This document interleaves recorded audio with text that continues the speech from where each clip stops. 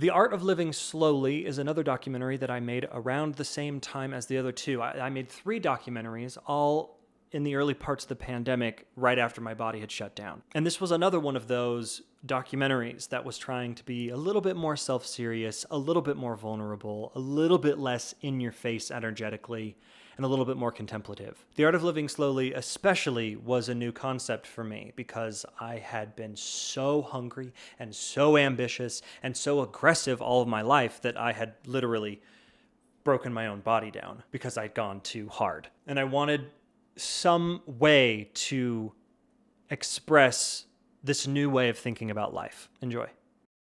I've had chronic health issues, specifically gut issues, for my entire adult life. And recently they got so bad that I was bedridden for several weeks. I'm ambitious and I want to live a full life, so starting now I'm kind of on a new mission to find sustainable ways to live well and permanently heal from my problems, really fix this for the first time. And as I've been researching over the past few weeks, there's been a single, extremely powerful health principle that has consistently stuck out to me. But it's kind of weird. I had expected some sort of diet or supplement line to really stick out to me first. But based on my research, this thing, in tandem with other health principles, could prove to have extremely positive and lasting effects on my health.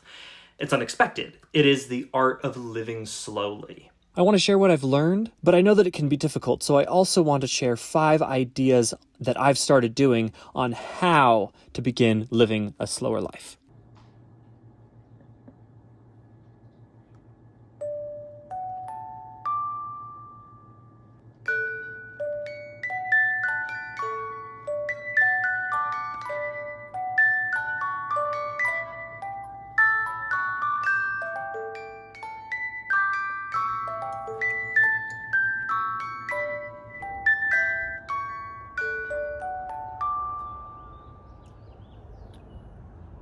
We've all heard about how our society is way too fast and how, we're always in way too much of a rush.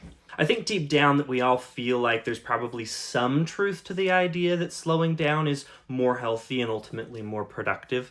We recite the tortoise and the hare story to kids, but at least for me, I was really into the hustle and grind culture. I was never really convinced that slowing down was better. Moving faster was funner, and I felt like I accomplished a lot more when I was moving fast. I never really saw tangible problems with the fast and furious lifestyle. And if everyone in our society is moving fast, is it practical or even possible for us to slow down anyway? But for all the progress and improvements that we've made, and for how much I like to go fast, I'm not sure anymore that this speed is always a good thing. In fact, I've recently come to deeply appreciate the art of living slowly. There's something so cool about my aunt and uncle simply sitting on the couch together quietly in the evening reading books. There's something so dope about my grandma sitting on her back porch and just looking over the landscape. There's something so beautiful about my little siblings taking time to sing and play the piano and paint when it has nothing to do with their future careers. And that's something that I want. The slow it down. I believe that the art of living slowly is actually key to optimal health and to life fulfillment. And I also believe that it is possible to simultaneously live slow in your personal life and have appropriate hustle and urgency in your professional life. So what did I learn that changed my mind? Well, I learned that there are actual physical consequences for living too quickly. Let me explain. It starts with the autonomic nervous system. Our nervous system is the core messaging system in the body, right? Like it's how we perceive the world and it's how we think and respond to it. And our brain is the core organ of the nervous system. It's where everything is run. So the autonomic nervous system is the part of the nervous system responsible for dictating all of those bodily functions that are crucial to your survival, but that you never actually have to think about. Like pumping your blood, digesting your food, creating and secreting hormones, etc. I expected this system to be extremely predictable, but it turns out that the autonomic nervous system is anything but regular and consistent. Depending on the situation, there are constantly adjustments that need to be made. There are times when your blood needs to be pumped faster, or when your body temperature needs to be higher, or when you need to actually not be digesting food at all. The autonomic nervous system does not regulate the organs in the same way all the time. It turns out that there are not one but two very different and completely distinct yet complementary controlling entities within the autonomic nervous system. That's right. There are two completely separate control panels for the same group of organs. It's so weird. It's like having one car engine but two sets of steering wheels and pedals with different drivers. And these drivers take turns being in charge because they have different priorities and they're better at doing different things. So yes, hello and welcome. Allow me to introduce the sympathetic and the parasympathetic nervous systems. The sympathetic nervous system is all about amping you up, energizing you. It's the race car driver behind the first steering wheel. It's the system that's focused on fight or flight. It's a system built for your survival. It comes into play when you need physical exertion, like when you're playing a sport or you hear something potentially dangerous in the woods that you might need to run away from. The sympathetic nervous system slows or shuts off things like digestive system and focuses on energizing you with adrenaline and extra supplies of oxygenated blood, etc. The parasympathetic nervous system, as you can guess, is the exact opposite. This system is all about calming you down, relaxing you, soothing you. It's the aged yoga instructor behind the second steering wheel.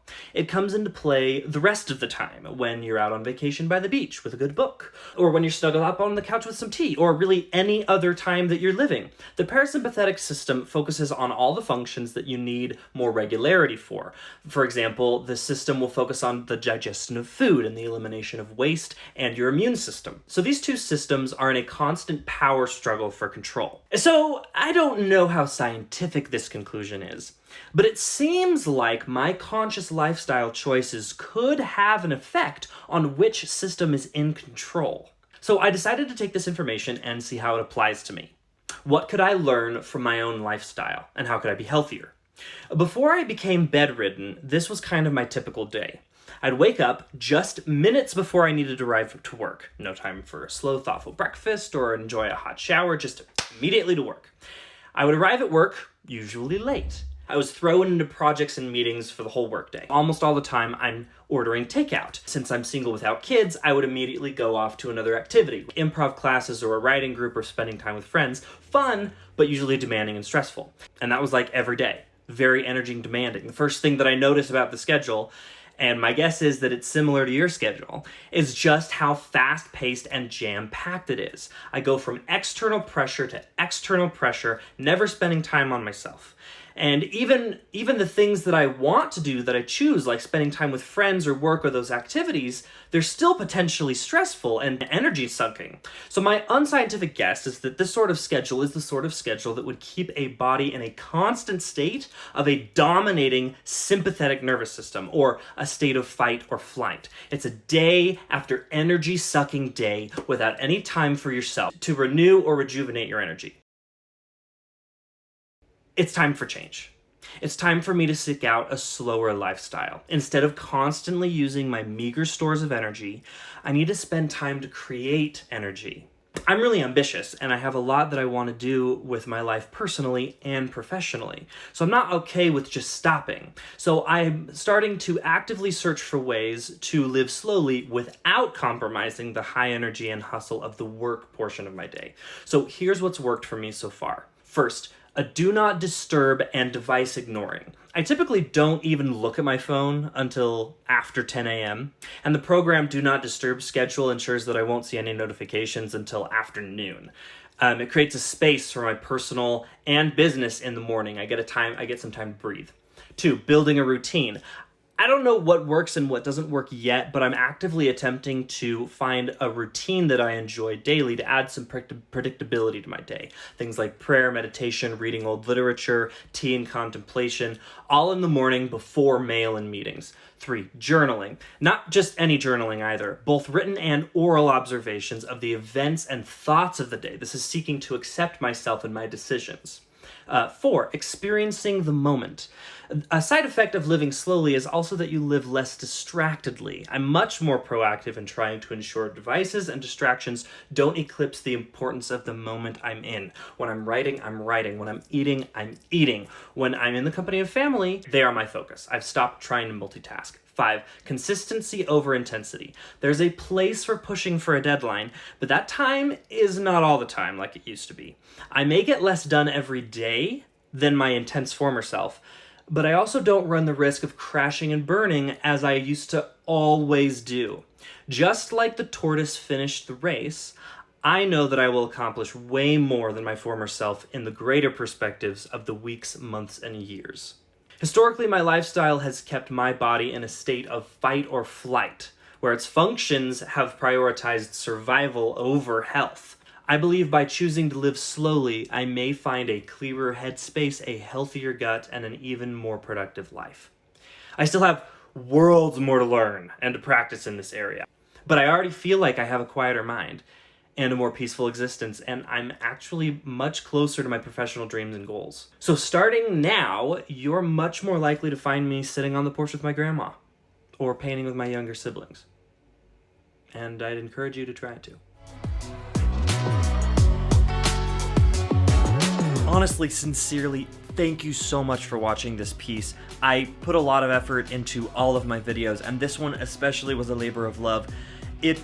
I started producing it right at the time when I was still living with my aunt and in serious bed rest. So I didn't have a lot of energy, and I also didn't have access to any gear. This was shot and created entirely using my iPhone and my iPad.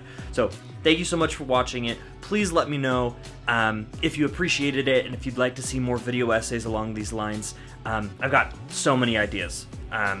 So thank you. You guys are dope. Just fun to make videos, you know? So dope. So dope. Y'all are awesome. Take care, y'all.